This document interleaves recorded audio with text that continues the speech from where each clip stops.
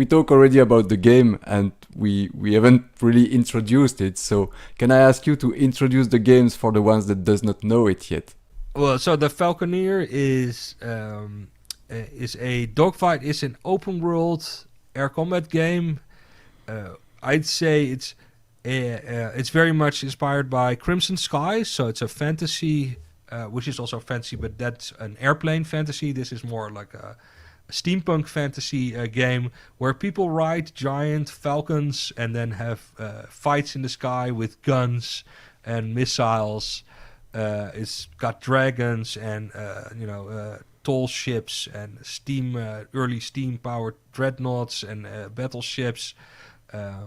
It's the theme is nautical, so it's an ocean world, and it's got a main storyline which starts slow but takes on pace after but it's also an open world, so which you get to explore, which has a history and which throughout the game you'll learn more of.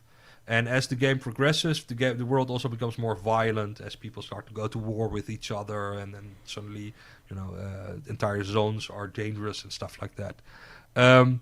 So it's a rather weird genre bender of open world and air combat, atop giant birds, and since the DLC, a giant dragon as well.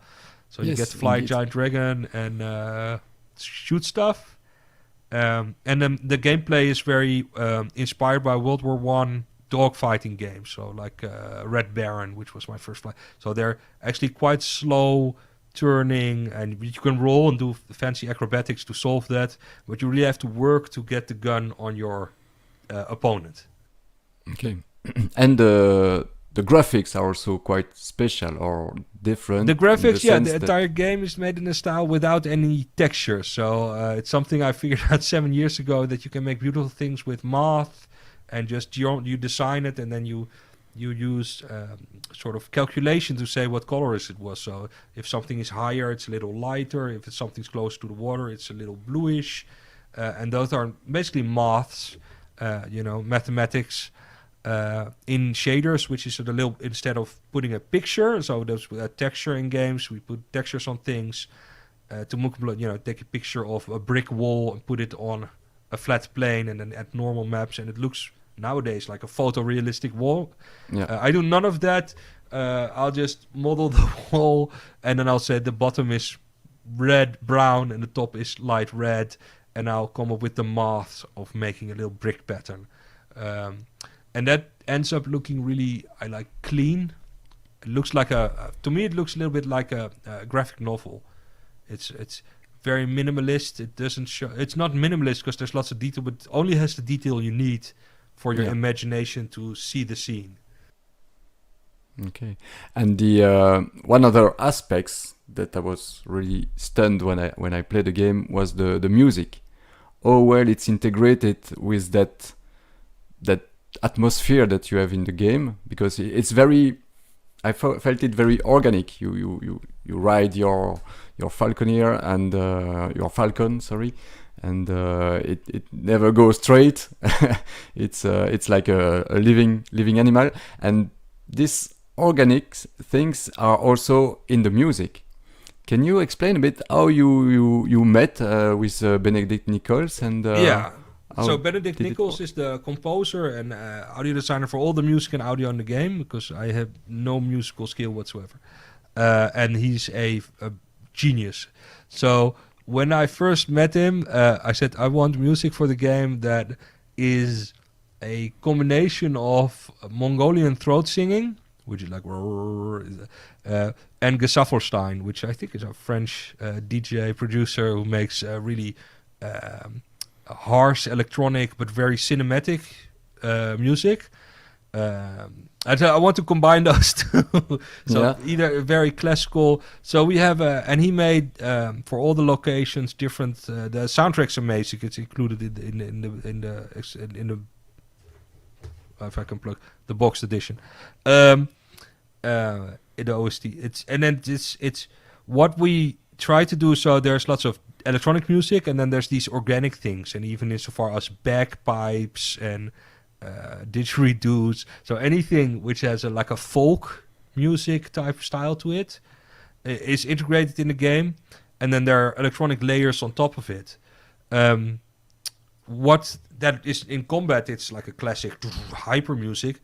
But what I also wanted, because you have all these dark themes in the games, I also wanted just to fly around to be a sense, something meditative, to offset that, something which makes you go light-hearted.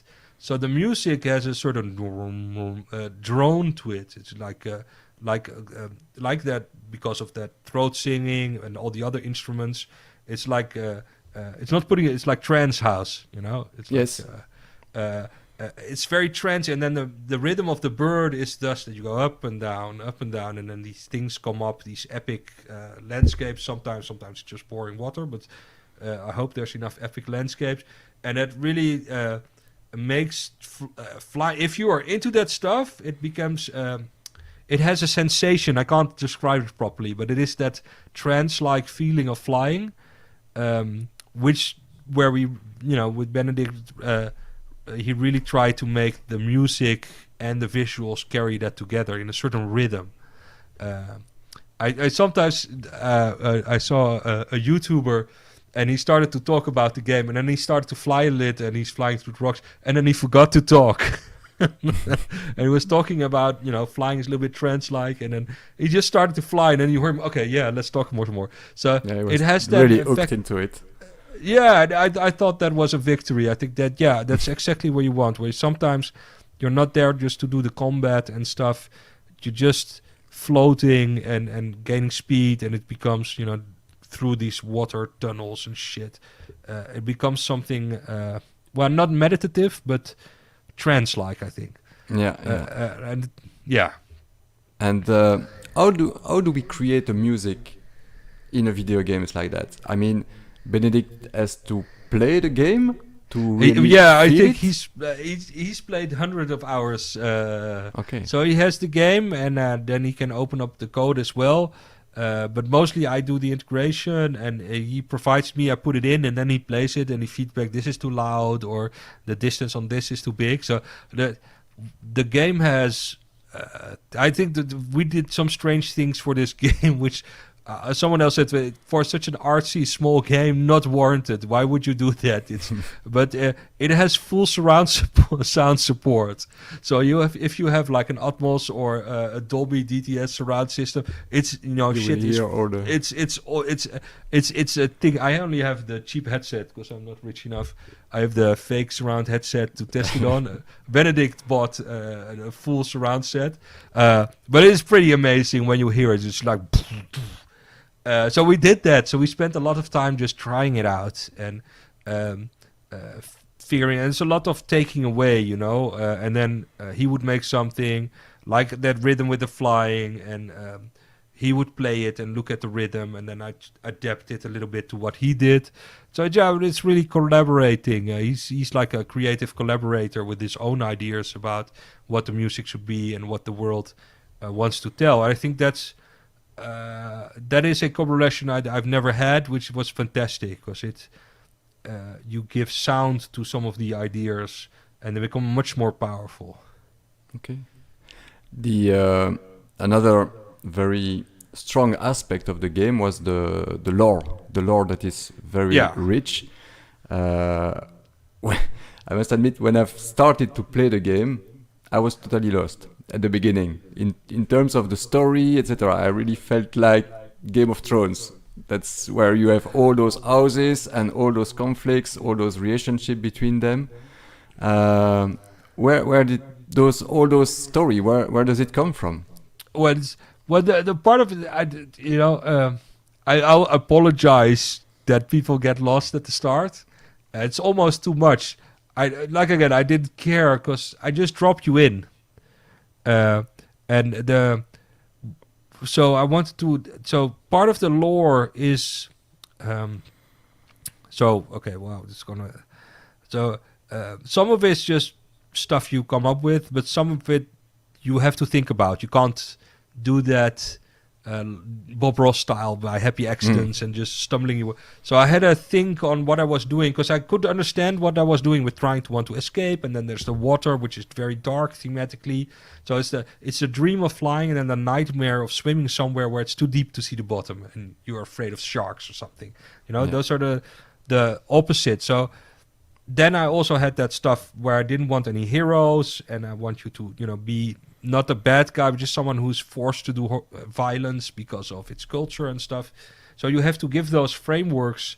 And I needed to tell a story which was a little bit further below, but which was more a human story, which is not about, philosophical bullshit, but it's about a family falling apart, and all the children of the family fighting with each other and dealing with the trauma of loss differently.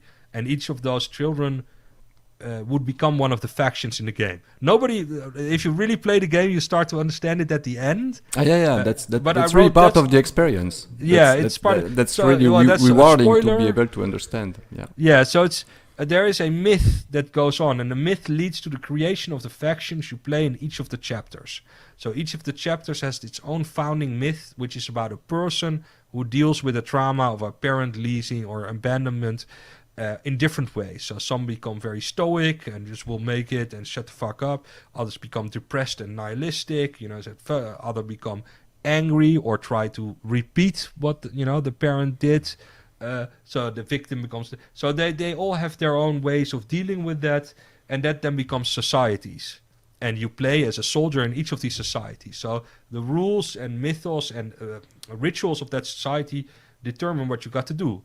Including people who are just, fucked civilians, and then there's Imperials, and then the men each have their own philosophy and their own response, which is valid to the people there, but they end up fighting each other. So there's this. So I wanted that story to be at the base. And then what you do is because it is about me. So there's. It is not about my family, and it is about my family. So that there is two brothers and a sister, and the brothers have a fight and stuff like that. So. It's exaggerated as you do, and I love all of them. So there's nobody killed anybody in my family, but you take that as an example so that it is a realistic family structure. Yeah. And then you play it out, and that's what I did, and from that is what the lore went. So all the little myths I wrote are about trying to wrap the worldview of the experience of that person, and then sort of imagining what people would say 100 or 1,000 or 2,000 years later about that person. How those myths then not a person becomes a god, or and so that's how I just started writing that stuff. It works. It's better written than some of the I'm gonna shoot you stuff, because there's a lot of effort in there to write something which. If you read all of it, and then all the missions and stories tie into that, and they have the same themes again, because of course everybody always repeats, their parents and the things and the societies where you're cyclical. So there's that as well. So there's lots of fun in there, and then I will shoehorn how I'll do it. I'll have that structure in mind. And then because I get frustrated a lot, or anxious, or tired, or obsessed, sometimes I just need to make something pretty, which is stupid. Like I don't know, a certain temple. I made that the temples come out of the water, and then I've made something, or like that turtle. I'll just sit down. I want to make a giant turtle, and then a couple of days later, I have a giant turtle with a town on its back. Because it excites me and keeps me motivated, instead of I have to fix 6,000 fucking bugs. You have to, but then I'll that is free. I'll have no rules, but then I'll sit down and look at how does that fit into the wider story. So that is where you then try to sort of bring it back where it sort of makes sense. Sometimes it makes no sense because I just want to make that and that, or you change things from the beginning of the start, and other things become more important, and that's fine because those artifacts then left behind. So there's a little sub-story about the reality of the place of the Ursi that's never really explored, that's hinted at.